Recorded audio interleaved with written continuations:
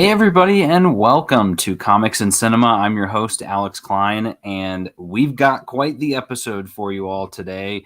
If for those of you that didn't know, last weekend was D23, the D23 Expo, where Disney celebrates itself over 3 days and does so by announcing a bunch of upcoming projects from all lines of their business. And so for a guy like me and for our guests that I'm about to bring on, this is like going into a going to D23. It's like being in a candy shop. We get to see all the cool new inside things that are coming out. And so we are going to be breaking down all of that for you guys. So please welcome my guest and friend of the show, Kevin. Hey, Alex, thanks for having me. Yeah, of course. I remember our last, I was going to say our last episode was recent, but our last year when we had I think it was D23 that we broke down, right? Or was it Disney Plus Day? Disney Plus Day, because Okay, D23 hasn't happened since 2019 before the pandemic, I believe. Okay, good to know. Yeah, Disney's starting to turn into that whole national holiday trend where every day there's a new, oh, it's National Hot Dog Day, it's National Fly Like a Bird Day, and now it's, D23, Disney Plus Day. But very happy to have you on. Like I said, we're going to be breaking down a lot of stuff. But before we do, I wanted to get your overall thoughts of the event itself. So kind of over those 3 days, I know our radar was very much on the Marvel and Lucasfilm panel, but there were some other panels as well on prior days for video games. There was stuff for Disney and Pixar, for the TV shows. What were your thoughts on all of it? Like, how did it go? How were your expectations? All of that.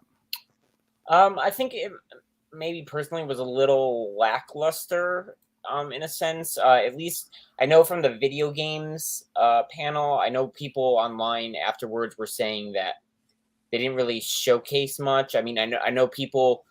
I mean, we're going to talk about this when we get to the Marvel Studios panel. Like, they were at least potentially expecting something for the PS5 Spider-Man game, because that had been announced. I think it's about a year ago now. I think maybe it was either last June or last December, I think it was announced. And so people thought there would be at least been a little update for it. And I mean, we did get the sort of the reveal for the new Skydance game that the lady who was the creator of the Uncharted series is working on, the one set in World War II. And I mean, that was pretty cool. But again, it was like bare minimum stuff. Like we got it like I forgot if the footage was either in-game, like just a cutscene, or just like it was pre-rendered CGI, so it was hard to like really know, so. And they gave boilerplate discussion points on like best graphics and like play, so like we don't really get an idea of like what it is, so that was a little disappointing. Yeah. And then the next day, or then when the panels with the Disney and the Pixar stuff, like some of our friends who were just sharing the updates were it was like, as something was coming through, like it was like, oh, that's pretty cool. Some of the animated stuff seemed pretty cool and such, and obviously we'll get to Saturday's big panel and stuff. But also at Sunday, the park stuff with the new Avengers Campus ride, that was pretty cool. The King Thanos, or whatever, that part, like that just seemed like, to me, that was just a super interesting concept that they're going like full on in the multiverse in the parks. And if you looked at that, the concept art they showed, like there were some interesting looking characters on there, at least from Spider-Man's perspective. It looked like, yes, it definitely saw I think the Avengers Campus Spider-Man, but then the one that looks like might be in this freshman year animated series for sure, so that was really interesting to see. So I'm excited to learn more about what that story means and what it means for people showing up in the park. Yeah, that was honestly, that was probably the kind of most exciting thing of all of it. Just thinking, and I was excited when it was announced. For the comic fans out there, King Thanos is from Donny Cates's Thanos Wins run from, I think it was back in like 2016. Awesome run, probably one of the best Thanos stories out there. And of course, he becomes king. He wins. He gets exactly what he wanted. And so you kind of go from there, which I thought was interesting because I was watching some of the Marvel announcements on YouTube, and they said that it was a character specially made for the park. And I was like, well, no, it was specially made for the comic. And then you guys took it and probably are not paying Donny Cates or Jeff Shaw for it. But still a cool concept. And yeah, I took a look at that art as well, which was almost identical to a Esad Ribic variant cover of Secret Wars. And you had, I saw Man Thing on there. I think it was Okoye was on there. You had Sharon Carter, or I guess Captain Carter was on there. Basically, like all the variants that you could think of. And I, at the time I was like, oh, this is really cool. But then as I was thinking about it more, I was like, what an experience that is. Like, to me, that ride is like the culmination of the MCU, because you can't have it any other way, right? I mean, the closest we're going to get to something like that is probably the Secret Wars movie. But just the fact that they're like, oh yeah, we'll put in a bunch of Spider-Men in there, like they don't need to worry about that, right? Because there's no rights issues to it. And oh, we'll put Man Thing in there and these other random characters. So just sitting in that ride, I imagine, is just going to be life-changing in it. I'm more so than probably that Guardians ride. No offense to the Guardians, but just the sheer volume of, like, here's the history of the MCU sitting in this ride. I'm very excited for that. It makes me want to go there. But yeah, overall, I enjoyed it. I thought it certainly wasn't as exciting, I think, as Comic-Con.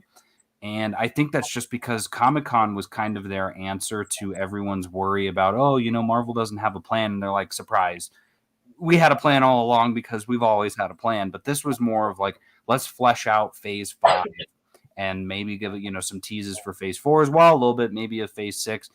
So we had shared an interesting article earlier just about how that, there's a lot of expectations for this event.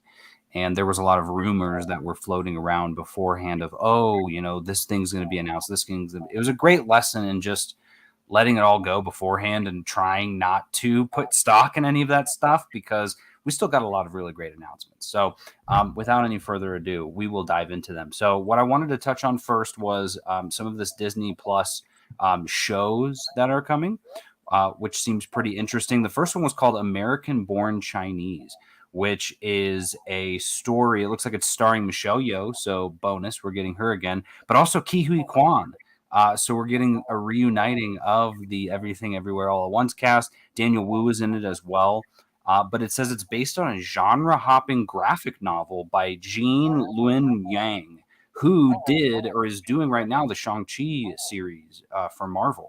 So I feel like I've seen this before. I've not read it, but it makes me want to. It tells the story of Jin Wang, an average teenager juggling his high school social life with his home life. When he meets a new student on the first day of the school year, even more worlds collide as Jin is unwittingly entangled in a battle of Chinese mythological gods. Sounds super cool. Did you have any thoughts about that? I mean, like, I just recently saw this. There's no trailer or anything like that.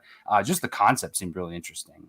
Yeah, I think I did see there was a production brief, I think. So like a little like behind the scenes thing. So it did show some of the footage, kind of like from a behind the scenes perspective of it. So it was, it definitely looked like Disney Channel-esque, but slightly better. Right. Excuse me. So yeah, I mean, I'm curious. I remember when Destin Daniel Cretton's involved too. I think he's a EP on it. So cool. Nice. Yeah, I remember it got announced like right after Shang-Chi, I think premiered or something like that. So I'm curious about it. I might check it out. It's nothing that I'm like actively excited about, but I mean, it looked pretty cool. And if people say it's pretty good, I might check it out, being on Disney Plus and all, but yeah. Cool. Another one here too. And there was, I wouldn't even call it a trailer. I barely call it a teaser, but Percy Jackson and the Olympians had a little teaser of it's called like the Half-Breed School or something. I've not read those books. I know people love those books. I recently, I think last year, watched the first movie for the first time, and I enjoyed it. I thought it was good. So to see them kind of doing a show, which I have a feeling will pay a lot more justice to the story than what I've heard the sequels do of the movie. But yeah, like I said, you don't really even see anybody in it, and it looks like Walker Scobell, Arian Simhadri, and Leah Sava Jeffries are confirmed to be in it. And that's about it, I guess, though. It shows they had a little teaser too. Are you a big Percy Jackson fan? No, never. That was a little past my time, I think. So yeah, that's not really interested in that one. I know a lot of people who are a fan were excited by the fact that it hopefully will be done better than the movies were, I think, and might be able to explore more of the books. So hopefully for those fans, the series will be what they want. Yeah, yeah.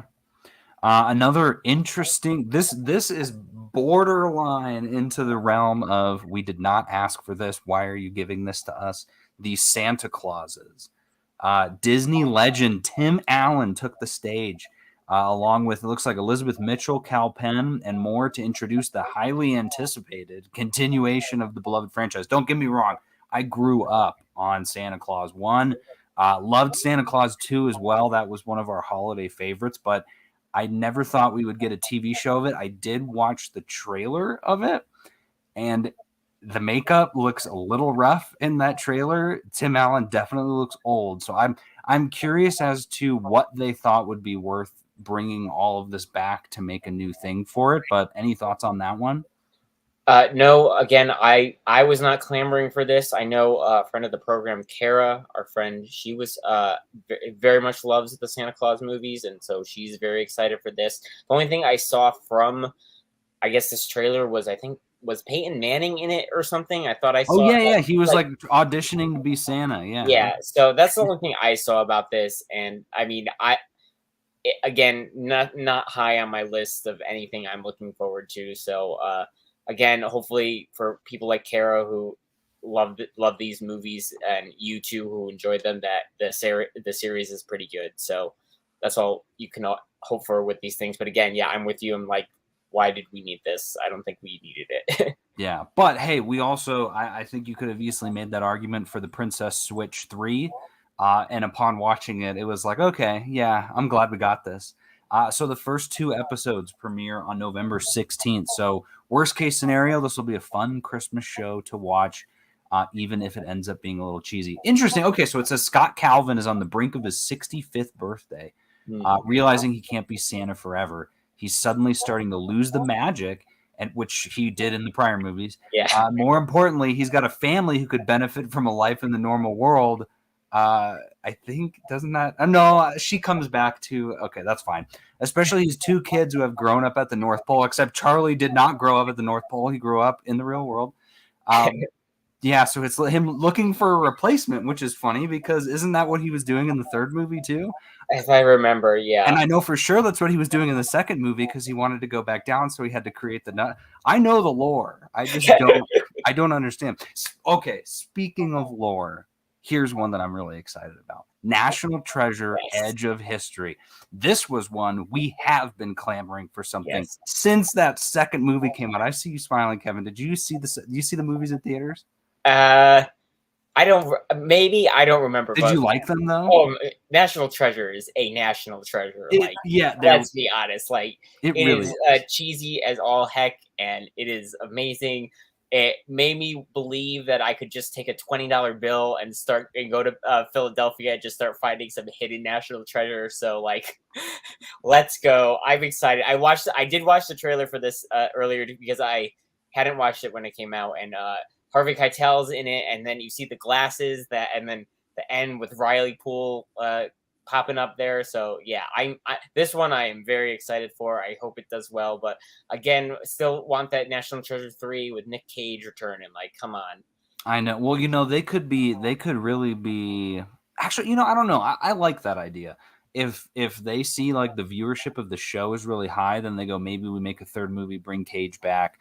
Yeah. I like where it's at right now. I'm okay with him not being there, just because the show depended on him, or the movies did, but I think there was so much beyond that of, like, my mind was always racing in those movies of, like, what other, like, secrets of U.S. history could we find out about? And so I'm really excited to see this, especially with the cast. It seems like, I think it's leaning, correct me if I'm wrong, more into like maybe Hispanic culture as well, of like, or South American culture. So maybe there's some pieces of that within America, which again, awesome. Anything that they dig up, because there's always bits we don't know about our history. If they kind of show that in this, it will be so cool. Catherine Zeta-Jones is in it as well. So I hope we get an episode where she dips between lasers. That would be great. It says first 2 episodes are going to premiere December 14th. And so it's told from the point of view of young heroine Jess, a brilliant and resourceful dreamer. So in search of answers for her family. Embarks on an adventure of a lifetime to uncover the truth and save a lost Pan-American treasure, which I assume then means probably both of the Americas, South America and North America. I will say there were some bits of the trailer that were a little cheesy, little cringy with some of these jokes, but I am going to forgive them if they have some really cool lore. I need that history lore. Yeah. Super excited for that. That will be really fun. If anyone was curious, Marvel's Moon Girl and Devil Dinosaur is going to be coming to the Disney Channel on February 10th. I didn't even know the Disney Channel still existed. I thought it all just moved to Disney Plus. But series, it says it'll be available shortly after on Disney Plus. Animated. Sounds pretty cool. Were you ever a fan of Moon Girl and Devil Dinosaur? No, that's at least this iteration started, I feel like, around 2016, 2017.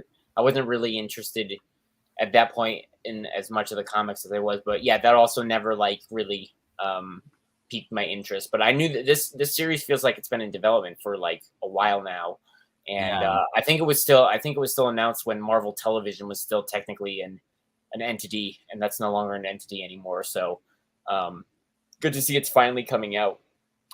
Yeah, at the same time, though, it just to me seems a little strange of why are they making Marvel shows outside of the Marvel canon?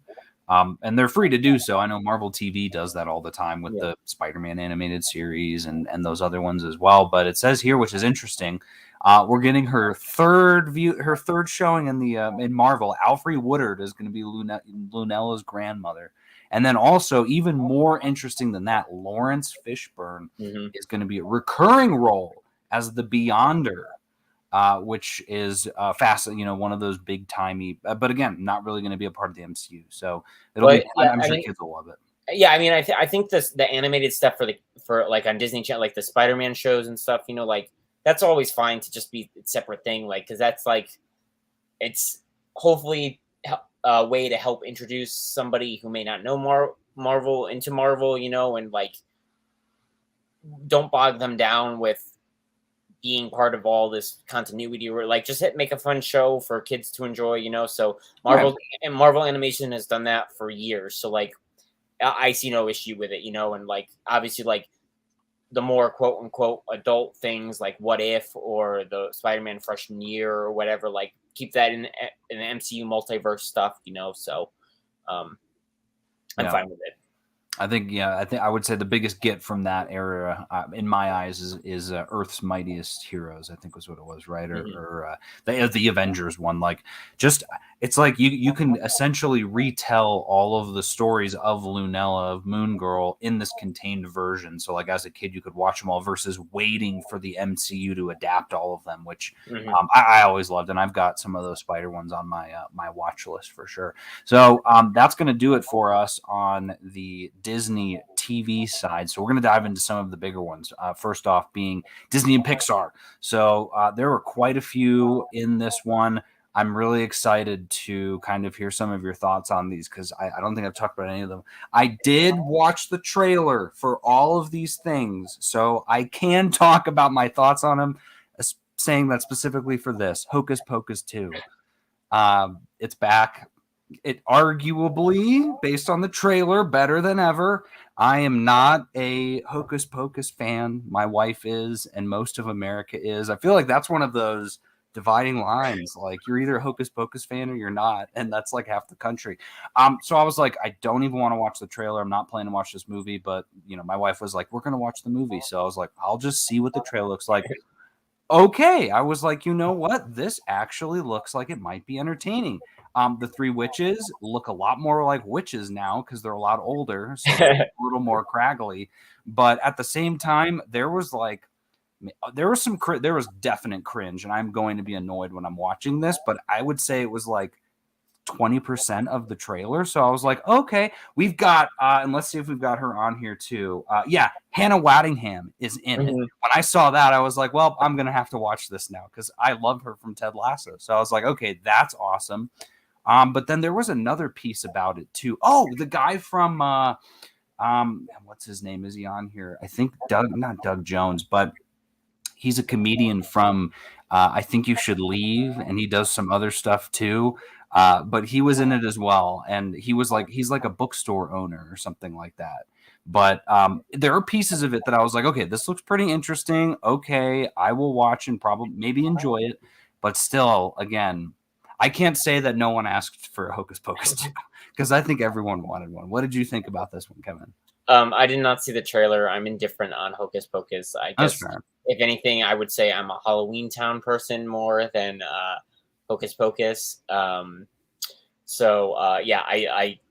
I shared the news. I was happy for the people that were excited by it. Again, I'm indifferent. Probably won't check it out. I mean, I don't even remember the last time I fully watched Hocus Pocus, so it's been years. So, unlike some people who have it on 24/7 once spooky season comes around, That's right. I'm not one of Never those have to change that Freeform channel. exactly. But did not check this one out. Nice. Yeah. Well, it premieres on Disney Plus on September 30th. I gotta tell you, I was watching the trailer, and there's a bit where like Bette Midler is pure cringe to me in the movie, in the first movie, and in the trailer, there's a moment where you just hear, "Ooh," and I was like, oh no, like it's like her calling someone or something, but it was like her, little Bette Midler way of doing it. And I was just like, oh my god, this is gonna be. And then we heard the sisters, and I was like, oh my god. So yeah, we'll see. Speaking of which, here's another one I'm sure a lot of people are fans of. Watch the trailer of this too, Disenchanted.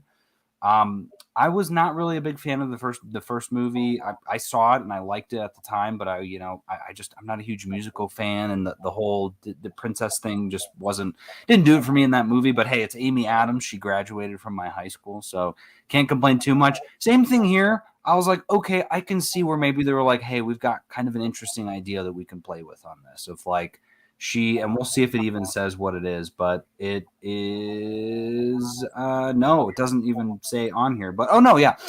Excuse me, 15 years since Giselle and Robert wed, but Giselle has grown disillusioned with life in the city.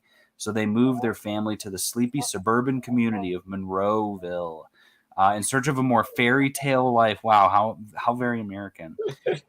Unfortunately, it isn't the quick fix she hoped for. Suburbia has a whole new set of rules, and local queen bee, which is Maya Rudolph, who looked like she'll be great, feel more out of place than ever. So it almost feels like, yeah, she's trying to. Maybe she gets put under a spell or something like that, where she's turning into a bad guy or something. I don't know. I might check it out. If Lisa wants to watch it, I will, but otherwise, I probably won't. What about you? Yeah, this one I didn't watch. Again, didn't watch the trailer. I probably will check out the trailer, but yeah, I haven't seen. I probably saw Enchanted once, maybe in theaters, maybe once, or on DVD, maybe. But yeah, again, I don't think I disliked Enchanted, but I wasn't like over the moon about it, So again, happy for everybody who's been clamoring for more from that. I know that everybody, once that came out, or at least more recently, had been like, when can we have another Enchanted? Like, give us Enchanted 2, and then they finally announced it, So good for that. But yeah, I haven't seen the trailer, so I'll probably check that one out because I'll be curious to see about that one. Nice. We got a poster for Peter Pan and Wendy. Honestly, to me, this was more of like I think it might have been an announcement. I had no idea about this, so I think I may have known about that. I think they may have said that at Disney Plus Day last year. You think so? Hey, I mean, what was the other thing that no, that was Maya about the Snow White movie, which we'll get to as well. I didn't realize they were making this. There's a couple of Disney movies. I think when it's like, oh, we're going to remake this movie that didn't need to be remade, my brain just shuts off. So I forget about it. And this is even funny. They put it even in here. It says, the new film dives deeper into Wendy's story as she joins the boy who refused to grow up on a magical journey to Neverland and reveals the history of the rivalry between Peter Pan and Captain Hook. The cast discussed what fans can expect from the new film, but then at the end of the sentence, it says it's a live-action reimagining of the 1953 anime classic. So what can we expect? More of the same. So if you liked the Peter Pan movie, you may like this new movie. And I loved Peter Pan back in the day. That was one of my faves. So hopefully it's good. I didn't watch Pan when that one came out. Honestly, I almost liked Return to Neverland, what might have been my favorite Peter Pan movie, the sequel. But yeah, any thoughts on this one? Was this exciting to you at all? Nothing? No, again, yeah, these live action remakes, like, they more often than not have been bad. So it's just like, Yep. The stats are not in their favor. Like, No, they really regardless aren't. of if you like the animated ones or whatever, like it's just generally speaking, the stats are not in this line's favor, and it's like Disney isn't doing anything original really anymore, at least theatrically and in live action. So we're just gonna once the well gets tapped out of all these animated, they're getting close, I think, to finishing. I think so. So like, and then once that happens, like we'll see what they do. But that's what I'm excited for, is just the day that they run out of these. And it's like, I keep begging people, if you don't want to see these movies, don't go see these movies. Yeah. But each and every time they gross $1 billion. So it's like, what are you going to do? Here's another one that did not need to get remade: Haunted Mansion. There's a great version of that on Disney Plus right now with Eddie Murphy. Phenomenal movie, one of my favorite Disney movies. Love that one around the holidays. But it looks like they're remaking that one, and Jamie Lee Curtis is going to be in it. Yep. That's I think the one with Scarlett Johansson as a executive producer, I believe. That was happening. Playing? Oh no! Curtis is playing Madame Leota. I thought maybe Scarlett. That's interesting. So good thing she's hooked. Who's what? I said good thing ScarJo is involved, that she's hooked onto it. Yeah, well, that was happening around the whole Black Widow stuff. So that was everybody. I think she's still attached, as far as I know. But I remember that was when the Black Widow stuff was happening. It was like, oh, she's gonna keep working with Disney on that. Like, is she still gonna do it? Is she not, or whatever? But I think she still did. So, or is. So, yeah. But again, I when I remember that was being remade, I was like, I totally forgot about the Eddie Murphy one. But that's been years since I've seen that Eddie Murphy one. Welcome to Evers and Evers Real Estate World. You'll love your home for Evers and Evers. Actually though, I've got some bad news for you, Kevin, because when we're hoping that Well is going to run dry of remakes, so they can start working on fresh stuff. But it sounds like they're going in a new business model plan, which is the prequel of the remake. We've got Mufasa, the Lion King, a movie none of us needed at all, because hey, we know what's going to happen by the end of it, right? At least we know that this movie is not going to be as sad as Lion King, because Mufasa is alive the whole time. The only thing that has me excited about this is that it's being directed by Barry Jenkins, which is enough for me to get out of my seat and go to the theater to see it, which I hate that that's what's happening with this. But if Barry thinks that there's some promise in this movie, I'm going to believe him, because, like I said, he's done no wrong in my eyes so far. Were you feeling the same way, or were you kind of over it? Yeah, I knew he was attached, but I guess I either misremembered or I thought it was a sequel. I mean, technically it is a sequel that is telling a prequel story, but when it said it was a prequel, I was like, oh, that's weird, because I thought it was like a true sequel to the Lion King, like a continuation from the end of that movie. A remake of Lion King 2, perhaps? Or Lion King 2, or just like telling something, I don't know. But so yeah, I mean, again, it is what it is. I never saw the Favreau remake Lion King. So you never saw it, Kevin? Nope. Wow. Yeah, never saw it. So honestly, I'm proud of you for that. It was as good as the original, because it was the exact same as the original. Right. Okay. Well then, yeah. Moving on. Speaking of, here comes another remake. We've got Snow White. So. Looks like Gal Gadot came out as the stepmother, the queen. Great. Now I've got to go see this movie. And also Rachel Zegler as well, who did an awesome job on West Side Story. I didn't like a lot of that movie, but I loved her in it. So very excited to see what they do. Looks like new songs by Grammy, Oscar, Tony winning songwriters Pasek and Paul, which is pretty cool. Directed by Mark Webb, who directed The Amazing Spider-Man. Trying to see if there's not much else about it. Cool, I guess. I know, again, there was some controversy from Peter Dinklage saying, so are you still going to have dwarves in the movie? Because that's kind of an outdated concept. So very interested to see what they choose to do. It sounded like Disney said, we're consulting with dwarfs all across the nation to make sure that this is good. I don't know. It's going to be dangerous. I think they're treading a fine line with some of these older remakes where there's a lot of, you look at Peter Pan 2, right? Obviously that one's going to be very easy to get right, because in the cartoon all of the Native Americans were painted red, whereas now it's like, we'll just get actual Native Americans to play the characters. So there's certain things that can be fixed, but this is something where maybe we'll see. It'll be interesting. Yeah. Another remake. Here we come. The Little Mermaid. Man, all they did was announce remakes, Kevin. So yeah, you're right. They have to be at the very end, unless they do a live action Ratatouille. In which case, that might be my Well, movie of the year. that's Pixar though, so I don't think they. Yeah, well, that's. Do you not see what I'm saying though? Once they run out of all the animateds, they're going to go to Pixar and do live actions of all those. Yeah. Okay, so No.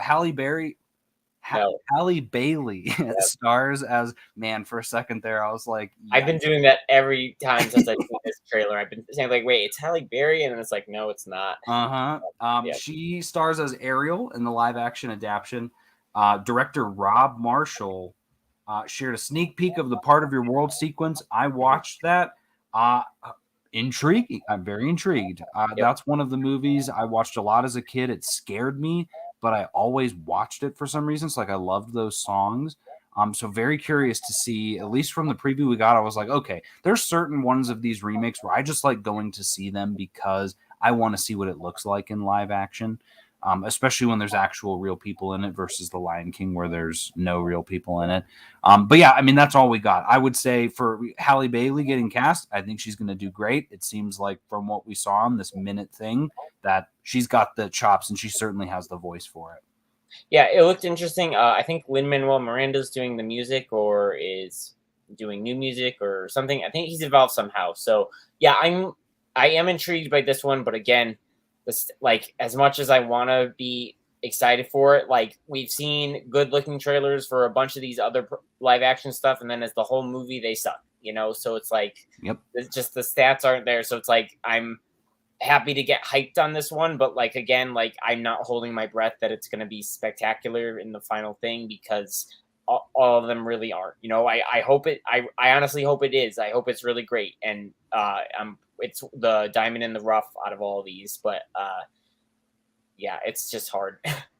Yeah, it's almost like when McDonald's took the McRib away for a really long time, and then they announced the McRib is coming back, and everyone was like, "Oh my god, it's the McRib! Let's go!" And then they went and they're like, "Actually, this is about as bad as I remember it was. I don't know what we're doing." And then they keep doing that year after year. So it's like, again, hey, you don't want to see this, don't go see the movie. But at the same time, for a little kid, yeah, they love these movies, and that's who they're for. They're not for us. I mean, at the same time, they're tried to be for us, though, right? Because these are the movies we grew up on. Mm-hmm. So they're trying to market to everybody, and that's the brilliance of Disney, I guess.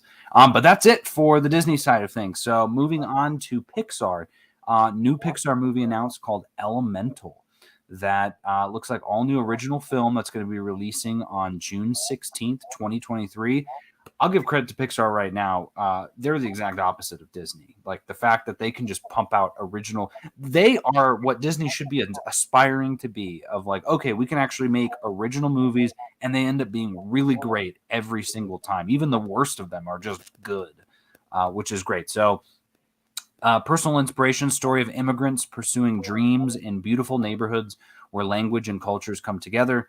It looks like set in a city where fire, water, land, and air residents live together. Zootopia, anybody? Ember is a tough and fiery young woman, and Wade is a fun, sappy, go-with-the-flow guy. Helping bring them to life are Leah Lewis and Mamoudou Athie, who were welcomed warmly to D23. So we don't know much about it. From the animation, it looks very similar to Inside Out, in my opinion. But hey, if it's original, they're gonna hit you in the feels somehow. Mm-hmm. But did you have any thoughts on that one? Yeah, I'm excited. Whenever we get a trailer for it, I'll definitely check it out. And yeah, I mean, Pixar, like you said, they've been doing trying to do a lot of original things and such. So yeah, I'm excited to check. I mean, at least so far, more excited than the live action stuff that we've already talked about. So. Yep. And more excited than all of the prior things combined. Win or lose, the Pixar, this was teased. I know this was teased at Disney Plus Day because I remember this one. Just the concept of it, I used to play baseball when I was a kid, so I can really relate to this. This was awesome. So series follows the Pickles, a co-ed middle school softball team in the week leading up to their championship game. Each episode takes place that same week, highlighting the perspective of a different main character, players, their parents, the umpire, each reflected in a unique visual style.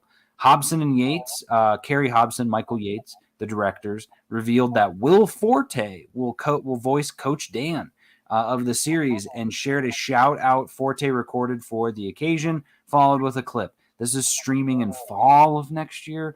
I thought it said it was going to be sooner than fall, but that makes sense. That's basically when baseball season's kind of picking up. I am pumped for this show. So let's hear it. What do you feel about it? Yeah, I'm really excited about it. I think it'll be interesting if each episode is a slightly different animation style or visuals, but I'm mostly excited that it seems like we're finally getting a long form animated something from Pixar or Disney, because everything that they've done on Disney Plus has been those like 9-minute like that's it, which I understand because of like just the amount of like I feel like it's just the time constraint that like if you're gonna do 10 episodes at like 20 minutes, like that's just so much more, slightly more content than you do for a film, and like films already take like 4 years to make, and then so like is it gonna mean like a series is gonna take like 6 years, or like I understand the issue here with it, but I am excited because like I was like when they announced the previous stuff like the Doug Days and the Cars series and like everything like that. It's like, oh, we're gonna get like stuff, but the Baymax series, like, oh yeah, it's just like it's over and like you can watch it in like one sitting and then like you're done, So it's like it's slightly disappointing. So I'm hoping that when it does say long form, that it's like actually like a 20-minute, 21-minute episode or something, as animated by Pixar. So, and then the concept of it of just like covering one episode per person over the week sounds really fun, and I'm excited for this one. Yeah, super cool. That's a great point too. I wonder if there's a piece of it, because I was thinking about this yesterday with the and we'll get to it soon, about the Tales of the Jedi, of just like all of the articles that we've been reading about the stress that VFX people are under right now. And yet we keep seeing really great content from Lucasfilm and from Pixar. And part of me, and I think we discussed this at one point too, of like, wow, it would just make sense for Marvel to build up their own VFX department in-house, where they either hire the best and the brightest from the field, which I doubt they do because, again, other movies need them too, or they have kind of like a what's it called, like not a combine system, but kind of like the minor leagues in a sense, where they find really bright up and coming people that are in school or in college right now and hire them on and train them, kind of like the writer's room, where they have a bunch of writers and then, the best idea wins. And so just start building up their own VFX department, because I've not heard a single thing about Pixar or Lucasfilm being like, oh, the conditions are terrible, or we didn't get it out on time, or, oh, the only time the CGI has not looked good was with Luke Skywalker. And the only reason for that is because that's a very advanced CGI. All the other stuff, like, oh, Tales of the Jedi, surprise, we've got this, or Star Wars Visions, surprise, we got that, or like the Pixar movies, boom, Baymax, all this, like they can clearly do it. But I wonder if part of the reason, like you said, is just they've got a lot of other things they're doing. They've got the short forms, they've got the movies, so there's only so many employees that can work on these projects. So something like this, maybe it is like, I mean, even if you think about it, when was that? That was it 2019 or was it last year that we got the announcement for it? It could have been an investor day in 2020, honestly. You might, and so then there you go. So 3 years of time, like they probably have been working diligently on this. Right. I mean, they're probably treating it like one of their features. Like it's just like the teams that kind of cycle between. Exactly. Like it's probably like that's probably what it's like. Yeah, really cool. Very excited. Also very excited for this next one, which seems very intriguing, called Elio. Which is another, looks like, original film of an 11-year-old dreamer named Elio, who is artistic, creative, and an avid indoorsman. Sound like anyone's humble host? Finds it hard to fit in. Meanwhile, mom, Olga, who runs a top-secret military project, is working to decode a strange signal from outer space. But it's Elio who makes contact and gets beamed into space and is subsequently mistaken for an intergalactic ambassador to Earth. And America Ferrera is voicing Olga, and Jonas Kibrabe is lending his voice to Elio, coming out spring of 2024. Again, just I mean, I don't think they mention it at all in here. I'm double checking. Oh yeah, they kind of do that Strange World movie.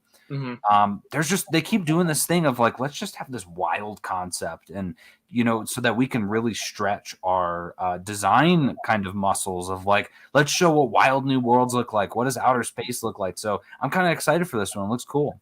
Yeah, I can't say I really read into that one as much before, but listen to you talk about it. Yeah, that's definitely intriguing and everything. And slightly later, yeah, that Strange World, which I think is Disney's animation, not Pixar's, but still, that one looks like it'll be fun and adventurous, and curious about that. Mm-hmm. And now here, this is an interesting one. No one asked for it, but in the mighty Pixar manner, we definitely needed this, which was Inside Out 2. Yeah, this is great. Because I'm seeing here, it says all new adventure inside the head of now teenager Riley, who may or may not be feeling all kinds of new emotions, which makes total sense. So I'm super excited for that piece. I heard, I don't know, was that a rumor about the people not being in it, or is that confirmed? Slightly, it is from a slightly reputable. It's not confirmed by Disney or Pixar, but it is. Okay. Some of the voices may or may not be in the movie due to not being paid enough, which honestly is insane at this point. I feel like anyone who ever works on a Disney movie should never have to say, I didn't get paid enough, because Disney's got the money. But if they are looking at new feelings, new emotions, maybe they bring in some new voices to do it, which I'm excited. I mean, there's going to have to be a couple of ones around like, love or lust or something like that would be really cool to see. And I see Brian just joined us in the comics too. I know he loves Inside Out. So this is a cool one. Looking forward to it. Looks, again, summer of 2024. So, get excited for it and then forget about it, because we've got a long way to go.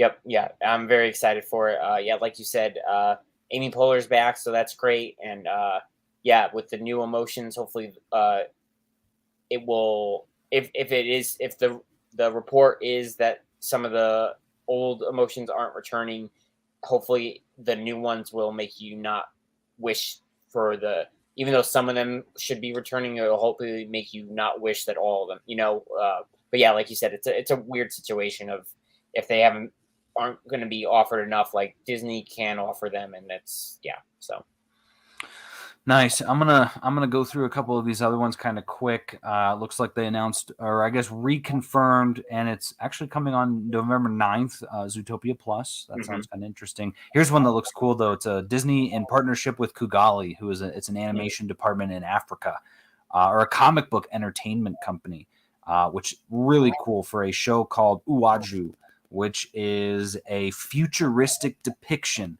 of a world bursting with color, unique visual elements, technological advancements, inspired by the spirit of Lagos. That just sounds so cool. And I'm looking at this, the get up of these guys on stage. Just this screams Wakanda, and this is just like another type of Wakanda that you're gonna get to see. Afrofuturism is so cool, and so really glad to see that they're going to be highlighting this. And it looks like they shared a first look during it, but does it say 2023 coming in Disney Plus? Right. Yeah, that was, I think I remember that was either Investor Day or Disney Plus Day last year, and I remember that I was just like, oh, that's really cool that they're that, like it's not fully Disney, but it's also not fully that, like, Disney is definitely help funding this, like furthering this company's like ability to storytell and everything. So that's really cool, and I'm glad. Hopefully it'll be a success, and more, it could be in a sense like the Star Wars Visions, where they're like partnering with these other studios around the world. So hopefully it could lead to other cultures and other companies around the world getting to partner with Disney to tell a story that Disney is happy to help further tell, Yeah, very, very pumped about that. Bummed we're gonna have to wait so long. So yeah, they showed, I think they showed a trailer or something for Strange World. Trailers are already in theaters. That movie's coming out November 23rd, so no need to kind of go into that. The last thing that they talked about, which is a complete eye roll from this guy, and I hope I can eat my words, but it looks like, have you guys ever wondered what the whole story is behind the wish of the Disney star, the wish upon a star? Because we're making a whole movie about that. To me, that is the equivalent of Andor at this point, of like, hey, we're going to tell this microscopic piece of information that you did not care about at all. We're going to make a movie about it. Okay, cool. Like I said, I'm more than ready to eat my words. It looks like 17-year-old Asha. She makes an impassioned plea to the stars. I don't know. Does it even say, fall, a feature film, fall of 2023. Cool. Hey, it may be great, and that's awesome. But like I said, it doesn't. I guess we got these other things in here to kind of throw us off the scent, because I thought Disney Animation was also doing some very creative things, but this just feels a little, we've seen this before sort of thing. But it's animated, correct? But it's animated, yes. Okay, so that's maybe a saving grace. But yes, I guess so. It's probably going to have singing in it as well, which is fine. Again, if it's something like Encanto, then I'm here for it. That's great. Okay, awesome. So the minute we've all been waiting for, and we only have 15 minutes to talk about. Just kidding. There's no time constraint. So let's dive in. This was on Saturday. We got the big panel, which was Marvel Studios, Lucasfilm, and one little 20th Century Studios announcement, which we're not even going to talk about. Just kidding. We'll touch on it. I have some thoughts about that dumb movie. Okay, so Lucasfilm. We got a little bit of Andor. Previously, and for those of you that are listening, you got Disney Plus. There's an Andor preview that they released on Disney Plus. Highly recommend checking it out, because as I have stated, I don't know why we needed a prequel to a spinoff that's basically a prequel.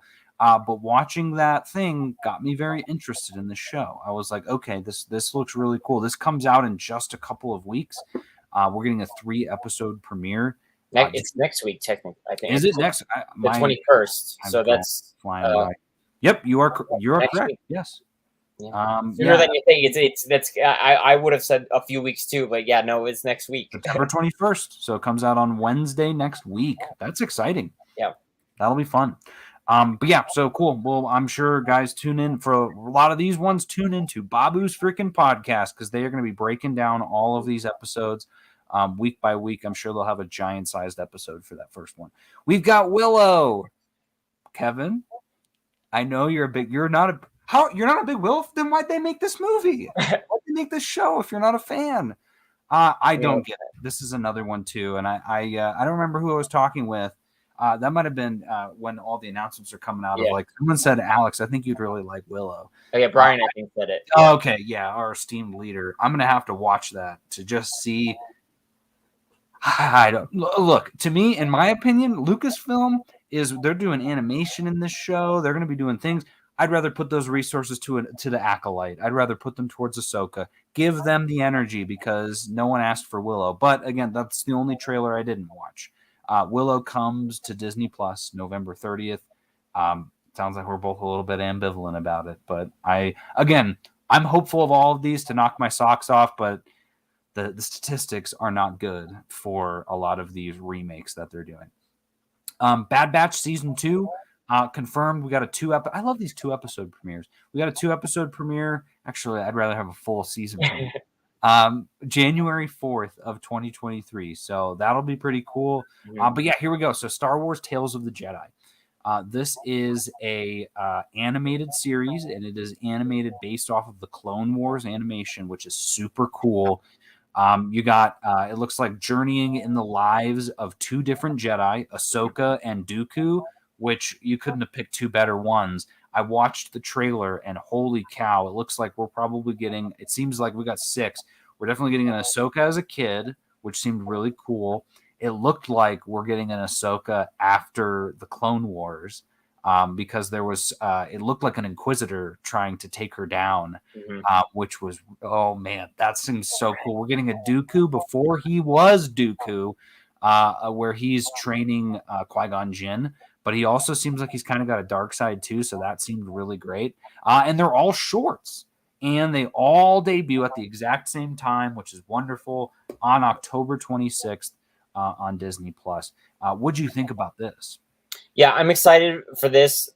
Very interesting concept. Yeah, like you said, 6 episodes. 3 of them are for Ahsoka, 3 of them are for Dooku, and they're short. I think I've read that they're about like 15 minutes or so. So not like the. That's not short. That's awesome. Yeah. I think they're about 15 minutes. So put it all together, it's about one about like one jumbo, like that premiere episode of Bad Batch that was like 45 minutes, or that one was like set an hour. I don't remember, but it's like a very long, so I think when Dave Filoni and Lucasfilm they probably went to them, were like, we have these stories we want to tell, we don't need a whole series or whatever, so it's like they're like, let's just do these short things, like make like one giant episode that we break up into three, story wise, so yeah, I'm very excited about what this can also mean for further animation stories if we don't want to, if they don't, I mean, hopefully, who knows how long Bad Batch is going to run for, but then once that's done, like what's the next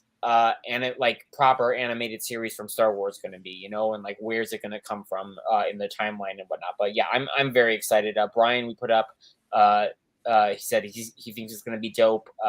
Yeah, and it is going to be I think when they announced at a Star Wars Celebration, they said it was going to be like 15 minutes or so, or at least the one that they screened was about 15 minutes, that first episode that they did. So all of them should be around that, and not like these like car shorts and the Baymax shorts that are like 5 minutes 7 with credits. So yeah, very pumped, and I agree, Brian. Very happy. 15 minutes is, for me, that's a short. That's a good short, is 15 minutes, because it's not too long, but it is not too short. So yeah. I'm very excited for that. Looks like Dave Filoni and Jon Favreau came out and talked a bit about Ahsoka.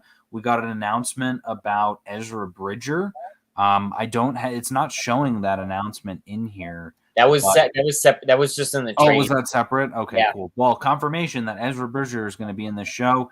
This is coming out next year, which is great. I wonder when. It just says 2023. Well, Mando's like February, so, and if that's like 8 episodes, it's got to be like May, probably Star Wars Day. I would gather. Oh, that would be so good. Or whatever the equivalent of Star Wars Day for the drop is. That's my receipt there. Ahsoka's on Star Wars Day next year. Mm-hmm. So, Kevin, this next one, I'm very curious of your opinion on, because let's see if we can turn this into a metaphor, because you just binge watch 4 seasons of Stranger Things. So if you were at a restaurant and you had 4 plates of ice cream and they came out and said, do you want some more ice cream? Would you say yes? No. Then why are they making the Skeleton Crew, Kevin? I don't understand this. Everyone is saying that the Skeleton Crew show is very akin to Stranger Things. Just go watch Stranger Things. We don't need them to try and make movies. Okay, that's all I'll say on it. Beyond that, looks like John Watts is going to be the one directing it, which is pretty cool. And also Jude Law showed up as well. We can't get rid of him, and we don't want to get rid of him. To show this crazy thing about 4 kids who find themselves lost. 4 kids? It's almost the same amount of kids as in Stranger Things, except they're lost in the vastness of the galaxy. So, again, I will tune in and watch it, but I was really expecting more from Lucasfilm on something. I'm looking forward to Skeleton Crew. I mean, we need to see it. I think they showed a concept art of Jude Law from the series, but I'm intrigued by this. I mean, I get everything you're saying, Alex, and like the notion behind it. Like I think that we're just hearing the boilerplate of like the simple, like this is the easiest analogy: Goonies, Stranger Things in space. Oh, that's right, Goonies.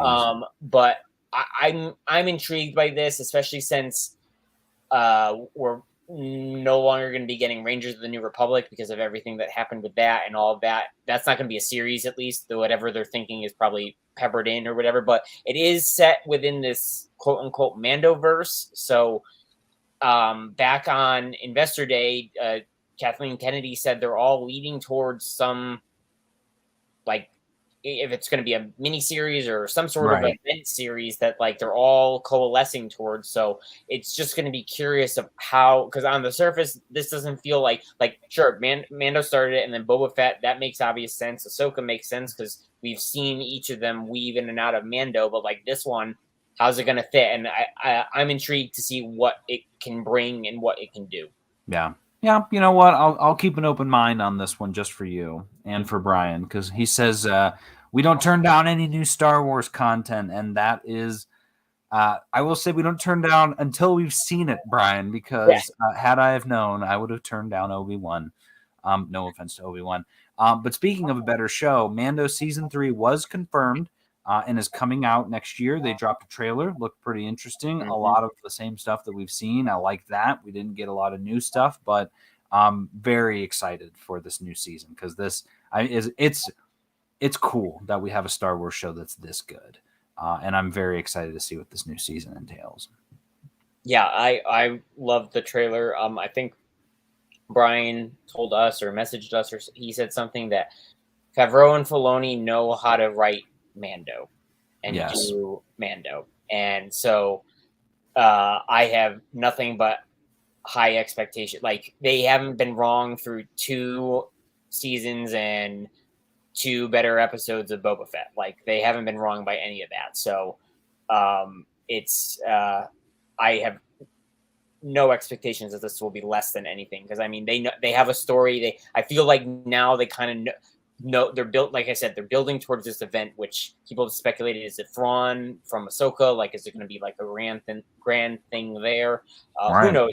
But I feel like they're on the tracks. They know where they're headed. So I am expecting nothing less than another great season and especially because now we really know it's going back to Mandalore, and it's going to be tying in those animated concepts that a lot of people haven't experienced yet, because a lot of people don't consume the animated series as regularly as some of us who listen to this podcast or in general. So they're going to see that, and then all the cool stuff that we've learned from the animated series are going to get woven in and referenced and stuff. So I'm very excited. Yeah, super cool. And then the final Lucasfilm announcement, which I always forget that it's Lucasfilm, Indiana Jones 5. So we were supposed to get this movie a long time ago, but here it is. It's coming out. James Mangold is going to be directing it, which is great. Phoebe Waller-Bridge is going to be in it too, which is very interesting. I'm interested, though, in when is Ke-Huy Quan going to be announced to be in this movie, because we're in the Quanessence right now, right? Like, he's come out on stage twice during this event. He killed it in Everything Everywhere All at Once. And when he was on the Marvel one, I was watching it on YouTube, and he was like, wait, this isn't the Indiana Jones panel? Yeah. And I was like, he has to be in it. Like, there's no way that they weren't like, hey, man, you want to be in this too? Oh man, I don't know. What do you think about that? I don't know. I mean, I think whatever they've said for the age of it, I don't know. I guess I feel like he currently looks too old to be an older short round, and where I don't know, because I don't know where actually, like, what time frame it's supposed to be taking place. Like, I don't know. But if he showed up as somebody else, who knows? But Alex, are you surprised they didn't tell us what the title was? I think I'm not shocked or I'm mad, but I am now that you mention it. Like, coming out? What's the date? Does it say on there? It does not. It comes next out summer. I think it's June 30th, because that's my birthday. So next year, I think it's June 30th, 2023. Yeah. So we're less than a year away. Yeah, I mean, I guess when we get a trailer. Whenever they release the trailer, they're going to have to put what the title is. I guess so. And so the trailer is what, like in February of next year, maybe the first teaser. So I don't know. I feel it's odd that Indiana Jones, of all things, it's just holding on this long without a title. That just seems a little weird to me. That it's nothing against Indiana Jones, but that just doesn't seem like a thing where, like, if you tell us the title, we're going to be like, oh, whatever. Like, I feel like we don't know a lot about this, and I don't know. This just felt like a good time to show us, because they showed the first footage to people have ever seen anything at the panel. So that just felt like a good time to, hey, here's the title. So you know why, Kevin? That's because the title is Indiana Jones and the Temple of Short Round. And it's basically like a shot-for-shot remake of Temple of Doom, but it's that short round after all the chaos he took over. And so Indiana Jones has to go back and all that, and they're really trying to keep that under wraps. Or is it Indiana Jones and the Temple of the Doomed Crystal Skull? Ooh, I'll watch that. I just recently watched Kingdom of the Crystal Skull, and it held up really well. And I'll also point out, too, I think so those movies came out in the 80s, and they were set in the 20s, late 20s, early 30s. And then 2008, so basically 30 years later, that was set in the 50s, which was 30 years later. So I think if they got Key to come in, they could justify it if they're only moving the story ahead like a couple of years. They could if they wanted to. They could make him look. He still kind of looks young. So Brian says, I think the trailer will be December before Avatar. Makes sense, Brian, because this is one of those very rare blockbuster movies. Brian, I would almost maybe bet money that this is going to come on the Fabelmans when that comes out. I've been seeing some buzz around that. Steven Spielberg's new movie about himself, which is our favorite kind of Hollywood movie. So it would make sense, though, for Indiana Jones to kind of premiere probably in December anyway, because that's going to be, regardless of how good that movie is, it's going to do blockbuster numbers probably when it first comes out. All right, we've made it through everything. Kevin, thank you so much for coming on. Just kidding. We've got one more section, and it is the big one. Marvel came out and had their panel. We talked about at the beginning of this, expectations being high. I was very pleased with all of these announcements, but I will say that my expectations were high for a good presentation. And when you open this presentation with Rogers the Musical, strike one and two, that's 2 strikes right off the bat. I cannot believe I was furious, Kev, on that voice chat, because someone was like, Rogers the Musical's on right now. I was like, are you serious? Like, Kevin knows what he's doing. Kevin Feige. He's like, hey, they're here for the announcements. Let's give them the one thing they don't want. I heard it was great during. Cool, whatever. No one asked for that. We did not need that. And their panel ran late.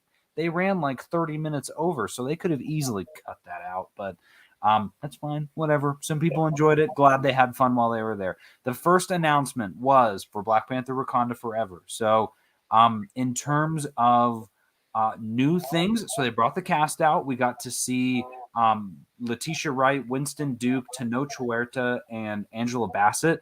My big takeaway from this, I did not realize that because in the trailer you can't really tell. You only see a couple shots of Namor. Tenoch Huerta is from the Forever Purge. So if any of you out there are fans of the Purge movies like I am, I think you can see Forever Purge on HBO Max. He's in it. He does a great job. And his wife is played by Encarnacion from Nacho Libre. So it is now the dynamic duo. That movie has just gotten even better.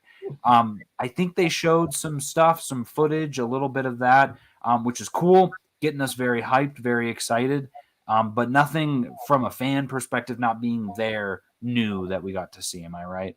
Correct. Yep. Okay, cool. So we got that. We got Ironheart, which again was already confirmed, but we got some exciting new news on this, which is it takes place, we know now it takes place after Wakanda Forever. He's executive, Ryan Coogler is executive producing it too, which is exciting. Dominic Thorne is going to return as Riri Williams. And it is delves into the dynamics of tech versus magic when it comes to Anthony Ramos, who is playing Parker Robbins, a.k.a. the Hood. I thought Brian Bendis created the Hood, but he did not. That came out he just a little did bit him before that. He just did a good job with the Hood. So if you want to read some good Hood stories, check out Brian Michael Bendis' new Avengers run. I believe it's right after the Secret Invasion stuff, if I'm remembering right. I just read it, so let me. It's around. No, it's around Avengers Assembled. It's around that part because the Hood. I think because it was because the Hood, he tries to step up to be the new Kingpin. That's right. Okay. It's right before Secret Invasion. Very cool guy. Real quick synopsis of him.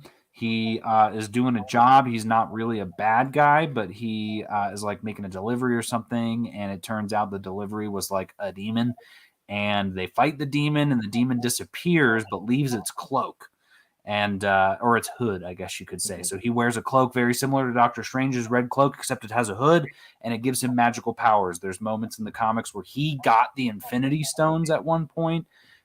He's very magical in that sense, but his whole thing, like you just said, is he just wants to be the kingpin of crime, which I know for a fact Anthony Ramos is going to turn this into a much more three-dimensional character, I would say. So very excited for that. Yep. And also, as was our friend Ryan of the program found out earlier, which I knew about, and I apologize that I did not share with our group, that Jim Rash from Community is back as the dean of MIT that we saw in Civil War for that brief cameo when Tony was there. So he's going to be back because Riri goes to MIT.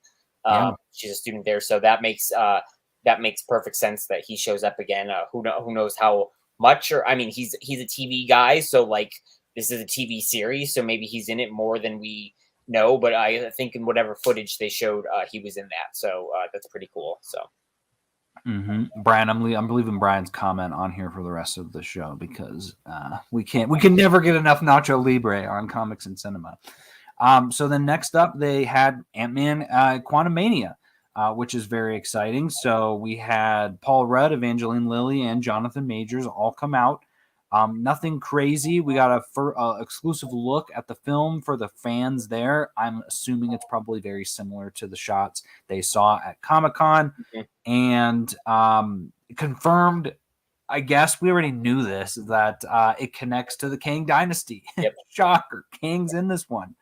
But exciting. Very excited regardless. This movie seems like it's going to be very fun. I don't think there was any other big surprises from it, right? Not really, no. Yep, that was, again, more of what we knew. Yep, which is fine. But here's where things get really exciting. Werewolf by Night. This was my favorite announcement of the panel. I love this because we got a trailer. It's in black and white. It shows we got Elsa Bloodstone in here.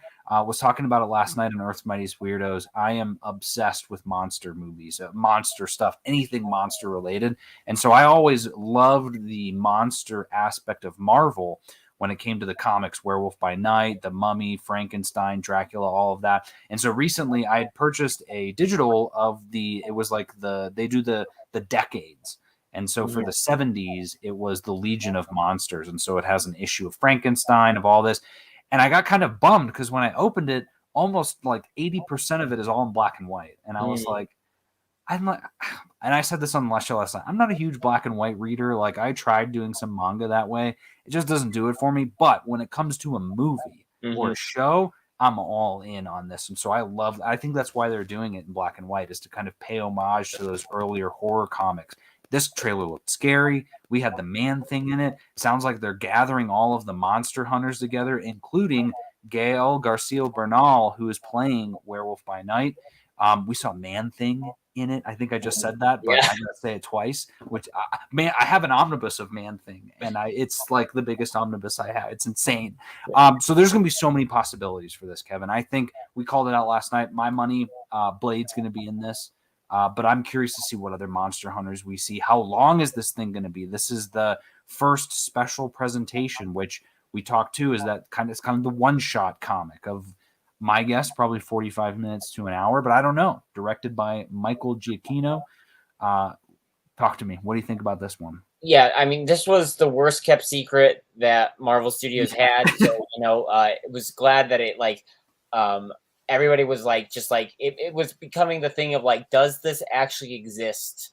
And it does. They officially confirmed it. It was really, I was taken completely by surprise I had seen people had said some rumors ahead of time that somebody had maybe seen it or whatever, and they were like, it looks super campy, it's the werewolf, I think, is practical. It's like he's wearing practical makeup. Kind of looked like it in the trailer. And it does look like it. But so I was like, I don't know what this is going to be. Like, if it wasn't in black and white, I think that this would be really, it would suck. It would just not feel right. But the fact that it's in black and white, it has all the, it had a little stutter camp, it's the old film, and at the end the cigarette burn, so I think it fits the whole aesthetic of it. So if there is the camp and there is the things that don't, the animatronic mummy dude, his mouth is moving but it doesn't match the words, that's just what it was, and that's really cool. But yeah, seeing so finally that it got confirmed, and then seeing confirming Elsa Bloodstone, that was really cool. Man-Thing, seeing that, and then at the end of the trailer, as TVA agents. So that just introduces a whole set of it's like they're there with their pokey sticks, they're the melt sticks or whatever B-15 calls the prune them. things. Yeah, the prune sticks. Yeah, so that just introduces a whole other like okay, so like what's actually happening here? Like, are they in an alternate timeline? Is this like set in the past? And like what's actually happening here? So I it's very and it's coming out in less than a month, and so I'm very intrigued. And yeah, I'm also excited about this whole like Marvel Studios special presentation format. Like that opening was really cool. Like it was interesting to have. And I was in that video of the panel. Kevin Feige said that it's Michael Giacchino, because he's directing this. He did the score for the short as well, but he also made the little fanfare, the bongo fanfare, whatnot. Kind of like he did the regular theme, and he was like, Feige was like, you remember those like old holiday specials on CBS or whatever? They had this intro or whatever. That's kind of what they were inspired by to do that. So all in all, like I much more excited for this than before Saturday, Oh yeah, knowing what it was. So much more excited for it. Yeah, my excitement meter was just okay. This is going to be spooky, and it's coming out around Halloween, but now it's through the roof. So, like you mentioned, comes out October 7th. So perfect time. So you have you can watch it 100 times before Halloween. Next up was Secret Invasion. Don Cheadle came out, talked about it, basically gave the same runaround at Comic-Con, except we actually got the trailer. I mentioned this last night too, and I don't know if you feel this way, but I almost liked hearing the trailer described by the people on Twitter who went and actually saw it than actually watching the trailer. And I was like, you know what? I wish we could have that for all of them now. Of just reading something that says, oh, here's what happens in it. Because I feel like my imagination wanders a little more doing that. And then I'll forget about it a lot easier. But the trailer was good. I had no issues with it. It's I would say this is probably one of the more, based on the trailer, cut and dry things that I've seen from Marvel. This feels a lot more Iron Man-y in the sense of it's very street level. There's the espionage aspect of it. It's going to feel very Cloak and Daggery. I wish feels like Winter Soldier. Exactly. Yeah, like Winter Soldier, absolutely. But I know it's not going to be just that. There's probably going to be space elements to it. There's going to be twists, certainly, in turns. But like I said, nothing about this trailer made me go, oh, I need this right now. I was just like, cool, okay, we'll see when it comes out. So did you kind of feel the same way, or were you? Yeah, I thought it looked really great. I thought the intrigue of it and like the mystery aspects of it, and the you don't know what's going on feeling of it all. I was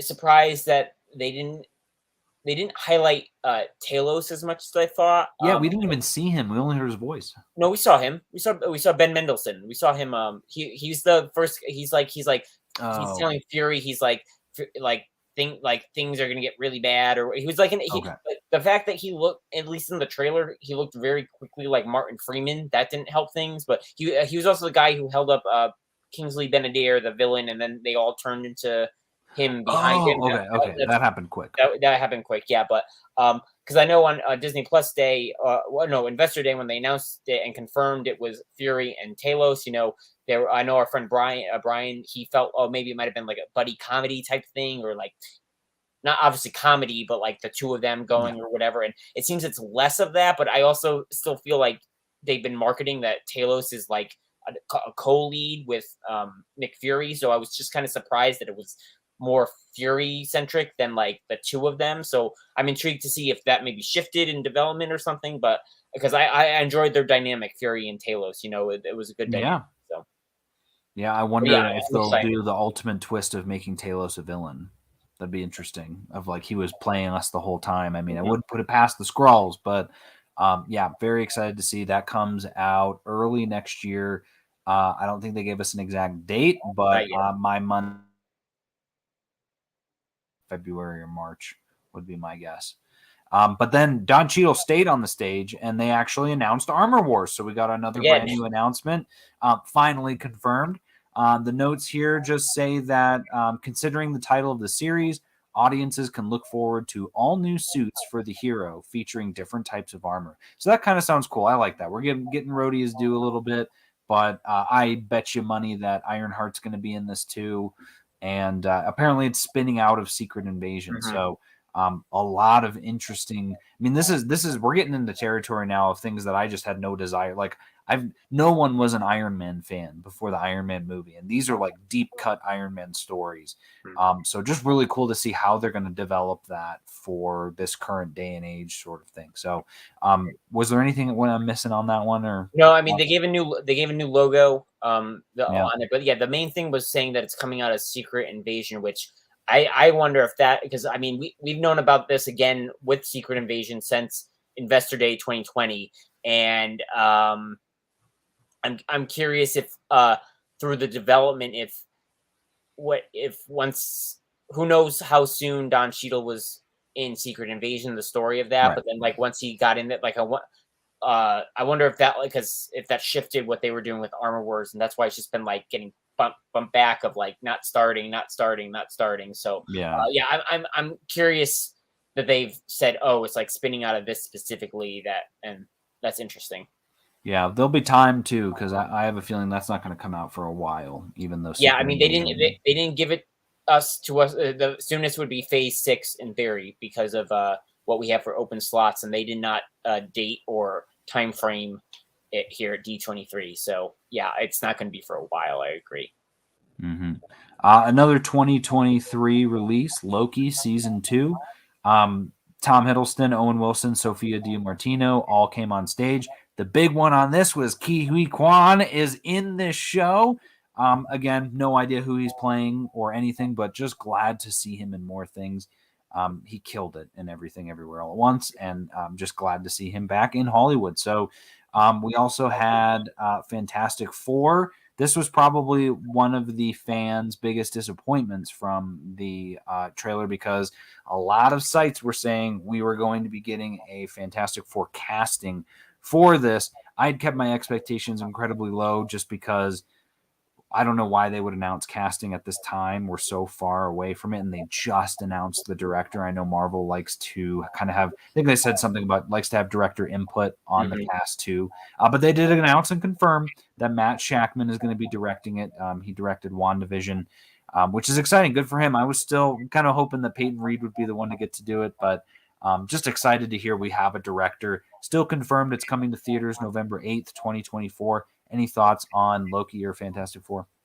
I think for Loki, Ke Huy Quan, I think from the footage, people said he's it looks like a TVA person, so that's intriguing. He's somebody in the TVA, but that's yeah. And then Fantastic Four, the only reason, I mean, I was one, because of all the rumors about the casting, which I mean, as the article you had shared earlier, like who knows how much was it just somebody just trying to get on that, just start the chaos of the internet and just be like, I'm hearing this from a quote unquote insider, and just like sparking that, like throwing that match, and then there we go.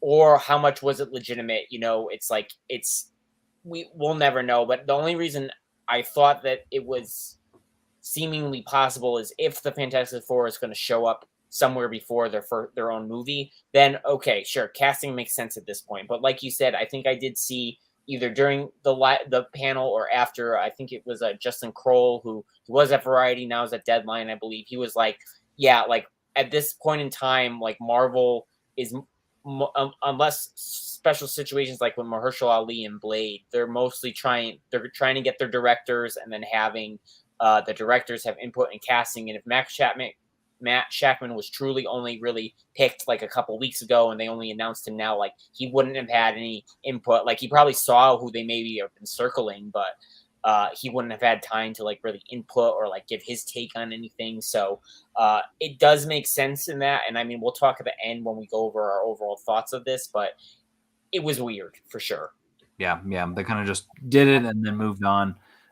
Next up was Echo. They got a giant cast out there. We got Alakwa Cox, Vincent D'Onofrio showed up, Devery Jacobs from Reservation Dogs, Graham Greene, Cody Lightning, and Chase Spencer joined Feige on stage. They shared a little bit of a sneak peek, which was pretty cool. I mean, what I took away from this was all of the people on stage were just talking about how amazing Alakwa Cox is. Yep. And I thought that was really cool to see And funny too, because I don't think she could hear them because she was kind of staring at like, oh my God, look at how many people are out here in the crowd, which was cool because, I'm sure she's incredibly humble. But very excited to see that. I think that comes out. I don't know if they confirmed it on here, It's but after Secret Invasion, so yeah, so that's that's coming out probably next year. April. That'll be It's probably exciting. like April, May, probably. Yeah. Mm-hmm. We got Daredevil Born Again too. This was a good one, right? I think Vincent D'Onofrio stayed on and was like, "Oh yeah, now we get to talk about my show." And then Charlie Cox showed up and said, "Wait, you mean my show?" And they confirmed Daredevil Born Again. Production hasn't started yet, but 18 episodes on Disney Plus. Treated to a clip from She-Hulk, which we know now that obviously we already knew that it's he's coming into She-Hulk, but. Very exciting. We confirmed it was confirmed in the title, but this is not a continuation of the other Daredevil series. I'm sure they're going to honor some elements of it, just as Marvel always does. But this will be a fresh new thing, which I'm pretty excited for. Me too. Yep. It's one of my topic expected and anticipated. That's the word I'm looking for. Anticipated series. Captain America, New World Order. We had that announced at Comic-Con, but now we got some more things to it. So Julius Ona is directing it. And we had Sam Wilson himself, Anthony Mackie came out on stage along with Danny Ramirez as Joaquin Torres, who we all know now is going to be the new Falcon. Though it will be interesting to see if he is the animal Falcon like in the comics. Carl Lumley is back as Isaiah Bradley. That is just some of the best news. That's going to be great. I hope we get to see him suit up. And then also joined by Tim Blake Nelson as the leader, confirmed that he's going to be returning, which my money means he's going to be She-Hulk is my bet. And then this is where his big thing's coming up. But very excited. That cast is really promising. What did you think of all of that? Yeah, I mean, Carl Lumley coming back, that was great. But then, when the people tweeting said Tim Blake Nelson, I was like, what? Like, I mean, that's insane. I mean, it's not unexpected now because we're getting this like Hulk resurgence as like it feels like we're getting closer to Marvel getting the distribution rights back from. That's what everybody's speculating, that it's like they're coming back soon, so that's why they're kind of peppering things in again. But yeah, man, like that's been a cliffhanger for 14 years. Yeah. And like we're finally getting a payoff to that. Like that's insane. And then as instantly as that happened, I think like you and many other people were like, "Oh, we're thinking the leader's going to be in She-Hulk." I'm like, he's in She-Hulk now. Like that, or at least if he isn't, he's I think you maybe had said yesterday on Earth's Mightiest Weirdos that, or somebody did one of those dates. It was Todd, the John Bass, the one who asked if she was a specimen, that people have speculated. Oh, right, yeah. Like he might be working for the leader or something, So like maybe we don't see him in She-Hulk, but like people are doing things for him or something, like. Yeah, my bet would be that he's a post-credit scene on the last episode or something of like, here's who it was the whole time. And then he's fleshed out in Captain America. Yeah, but yeah, the odds of him being in She-Hulk now have just like skyrocketed, and I'm also thinking like, how amazing would it have been if he wasn't revealed and then we saw him in She-Hulk, we're like, oh my God, and then like a week after, like Marvel put out, oh hey, by the way, he's going to be in Captain America, then we would have been like, what? Like that would have been crazy, but yeah, very excited. So that comes 2024. And then we get another 2024, July 26th, Thunderbolts. We got I'm going to call it a partial cast announcement because Kevin Feige did say that the cast of Thunderbolts is going to be some characters we've seen, and some characters that we have not. But the confirmed characters that we got in here are Val as well, Contessa Valentina Allegra de Fontaine. And then we got Ghost. We got Red Guardian. We got Black Widow. Well, I guess we can call it. Yelena is going to be in it. She clearly looks like she's going to be Black Widow. And then we got Bucky Barnes back, along with U.S. Agent and Taskmaster. So really cool casting. I mean, all of those make total sense. I love it, but it's also kind of interesting that they really are all spinning from like 3 different properties, right? The 1 Ant-Man, 3 in Black Widow, and 2 in Falcon and the Winter Soldier. But still, super cool. What'd you think about all that? Yeah, it was really great. Like you said, I definitely think there's going to be more. I mean, they in theory, they need a Hulk character. So we've all been kind of saying Abomination's probably going to end up, or if they do go the Red Hulk route or whatever. But the only to me, I was shocked by two things. One, that they did not confirm Zemo, and two, that Red Guardian was on the team. That one to me was going in. I wouldn't have expected him. I would have. I just didn't expect him, so that was slightly a surprise to me, and I'm interested, because he's I guess you would call him more of a veteran and older character than like the other ones are more on the younger side of Right. and stuff, So that one to me just took me by surprise, but I'm curious to see how he's going to factor into it and what he's going to do with it. And then so he's probably going to get killed then, is what's going to happen. I mean, yeah, but I don't want him to. Like, I feel like I know, but think about this, Kevin. Look, yeah. you've got a character who can turn invisible, Yeah, and then you have three super soldiers that all do the exact same thing, right? And then you also have Black Widow and Taskmaster who do the exact same thing. Right. All of them are just physical fighters, so we need to have some people with powers.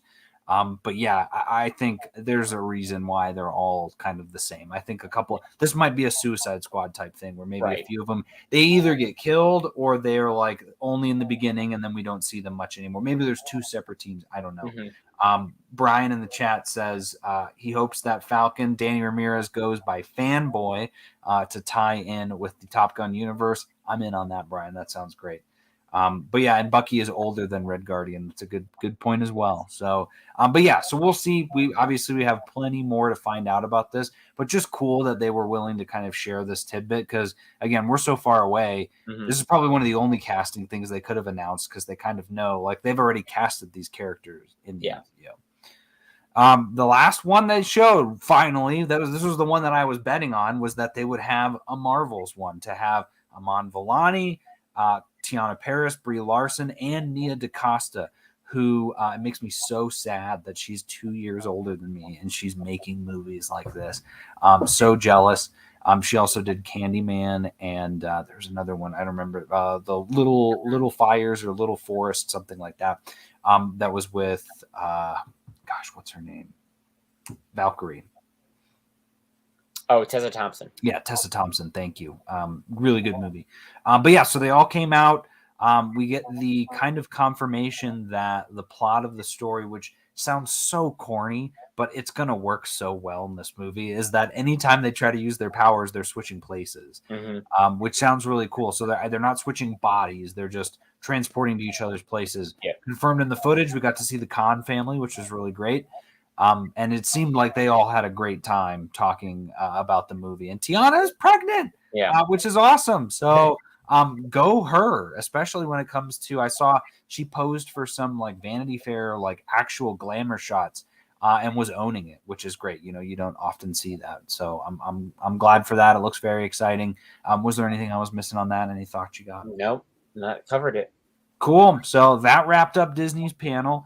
Like I said, they had the 20th Century Fox or Studios thing was for Avatar: Way of Water, which it was just, I was following Jamie Jirac on Twitter for the day.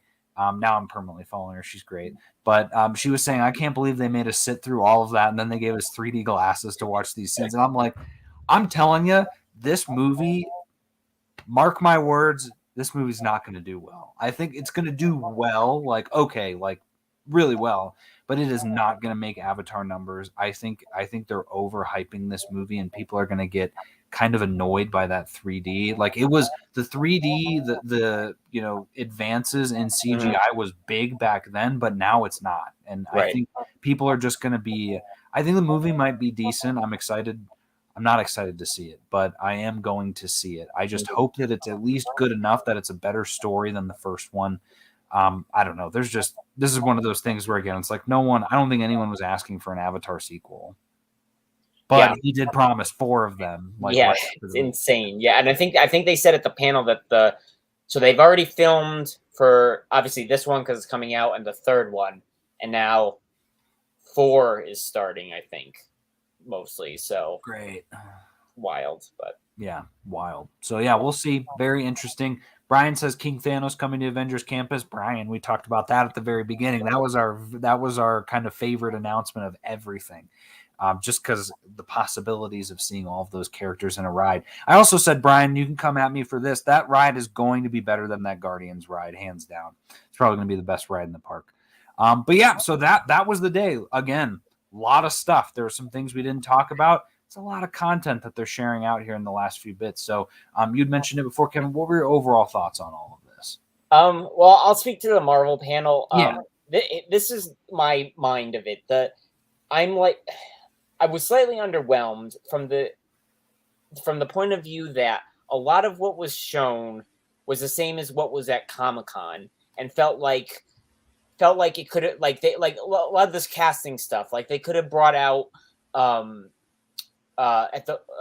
they could have brought like D'Onofrio and like Charlie Cox out at San Diego Comic-Con. They're like, Daredevil born again. Here's so from that aspect, I felt like we're just getting a lot of repeats, and that's why, to me, I know, like, we were talking about the speculation and everything, but like there's a number of things that we do more or less know about that I felt they could have touched on here, which I guess on the other end of the spectrum is they did at San Diego Comic-Con, they did announce through Phase 5 and they just a little bit of Phase 6. But since Comic-Con, we learned that Destin Daniel Cretton was going to direct Kang Dynasty. Jonathan Majors was at that panel for Quantumania, and Destin was at the American Born Chinese. So he was there for the weekend, So, like, bring them out and be like, hey, confirm that, and just be like, say like, hey, we're not starting for a little while, but like, we're going to do that. That would have been cool. Make a mention of Deadpool, like, just because we know that's coming, we could have done that. But, and also with Destin being there, you could have talked about Wonder Man, the series, like the same with Armor Wars. Like, they didn't put that up on the map anywhere, but like, they were like, oh, it's coming and it'll be down the line. And then like Wonder Man, we know that's in theory supposed to be filming sometime next year. So they could have been like, hey, again, we're filming next year. Here's Wonder Man. It's coming down the line. Like, those are the things that I thought you could have differentiated what was, and that would have been more or less like D23 in 2019, where they gave us Miss Marvel, Moon Knight, and She-Hulk. They announced those new at that panel in San Diego. And I mean, Werewolf by Night, that was really cool. But like I said, that was the worst kept secret for Marvel Studios. It wasn't a surprise. So like, it didn't really like wow in that sense. So to me, like, we got a few castings. Like, sure, we didn't get Fantastic Four casting or any other like big castings that were part of those rumors. Who knows if they were true? That's fine to me. To me, it was like the projects of like, they could have touched on it, like, oh yeah, down the line, we're also doing this, and kind of touched on that. So that's why I was like, I enjoyed it, but like, it felt like they could have done a lot more, in my opinion. But again, I don't know what their strategy was of why they were duplicating a lot from San Diego, especially like you were saying, the Quantumania panel. That felt like, to me, based on what people in the room were saying, was like a duplicate to what San Diego had. Like, they had the same 3 actors come out. They talked about more or less the same thing, and I think whatever they showed was about the same thing. So it's like, okay, why did you do that again? Like, right. So those were my thoughts. And then, like I said at the beginning, overall, some of the announcements were really cool. Like I did say, I did like the King Thanos for Avengers Campus, but like, nothing wowed me to any extent. Yeah. And you know what? That's totally fair. I think what I think Marvel and the industry as a whole at this point, but specifically Marvel, I read another article, and I'm sure you probably did too. I think it was from it was either Vanity Fair or Hollywood Reporter, around how it has been consistently harder to keep secrets since the pandemic. And I think if I was Marvel and I was Kevin, I would be doing what he's doing right now, which is like, hey, you've got these rabid fans who are like, oh, I already knew about Werewolf by Night. And it's like, if I was Kevin, I'd be like, well, too bad, because that's just somebody who spoiled it for you. Like, we've got our idea of what we're going to present, and that's what it is. And if people choose to leak these things out, well, sorry, then this is going to be a little boring for you. But to your point, I would have been thinking that, okay, what do these look like year over year? Because this is the new normal now. Like, we're finally past, obviously, there's still bits of the pandemic hanging on, but we're in the clear now. We're in a new era, which is theoretically every year we're going to have Comic-Con and we're going to have D23. So you're going to have 2 moments in time where Marvel can announce things. How are they going to do that? Because the way they're doing it now, in a way, is sort of unsustainable, because you've got a Comic-Con where they announced, here's the next 3 years of things that are coming up. And then they really dove into that first year, that final year, sort of that phase. Yeah. And then D23 is the next phase. Talk about that sort of stuff. And then you could just have no announcements. And then the next year, you just shift that timeline 1 year later. So now you're talking about 1 year's later things. So then as fans, we would know, okay, every Comic-Con, we're going to hear about what's coming up in whatever is 3 years from that day or 2 years from that day. And then Disney Plus or, D23, that's more of the Disney Plus side of things versus the movie side of things. Again, I don't know the inner workings. My money would be they haven't really figured that out yet. I think they're kind of just saying, hey, we can give them what they want and they're going to like it, but at some point they need to come up with a plan because again, they've already announced almost everything for 2024, and we're 2 years away from that. So what are they going to be announcing next year? Probably 2025, and that's totally fine. But then what are you going to do the next year? So it's like you've got to continuously plan for that. And it's okay, right? They went 30 minutes over. They didn't need to talk about Black Panther. They didn't need to talk about all those ones they gave good due diligence to in Comic-Con. They did not need to mention in this one. Sure. So there are pieces of it like that I do agree with you on. Other than that, I think we got a lot of content still. But I also too, like when you said that, like also like Blade has they're in theory supposed to start filming like within the month or whatever, so like that to me, like this Comic-Con we just got a date for it, but then the only other time we heard anything was when Mahershala Ali came out and we're like, here's Blade, so like we haven't seen anything from that. So like, or even like they haven't really to an extent really officially confirmed the director. I mean, I think after Comic-Con they were like, oh yeah, by the way, this guy is directing or whatever, but like that to me, like that's the next thing more or less coming up in production. Like, I think that to me would have been like, oh, hey, let's bring the director out now because we're going to be starting in a month.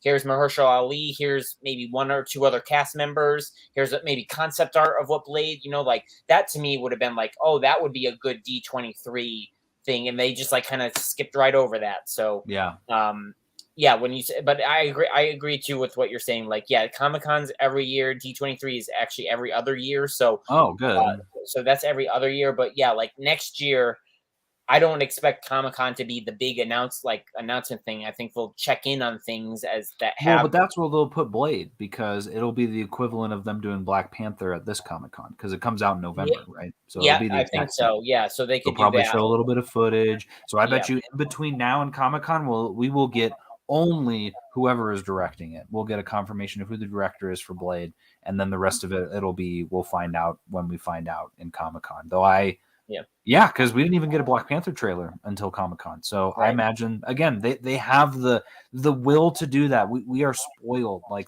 think about Universal with like Fast and the Furious, right? There's a new Fast and the Furious. We have no trailer for that. They release that whenever they want. They talk like there's just so much secrecy around this that we always have to know a little bit more. But I think we got a good amount on this, and especially when it comes and you add in Pixar, you add in Lucasfilm. Even with Lucasfilm, you could say the same thing. We got these other shows, The Acolyte coming. Yeah. Why didn't we get anything about that? Yet we have to keep hearing about Bad Batch and Andor. Like we already heard about those prior. Right. So, they got to make some decisions. They got to buy time. But again, this one ran long, so they could have easily cut out some of this stuff and made it a little shorter. But overall, I think it was a success. It was really fun.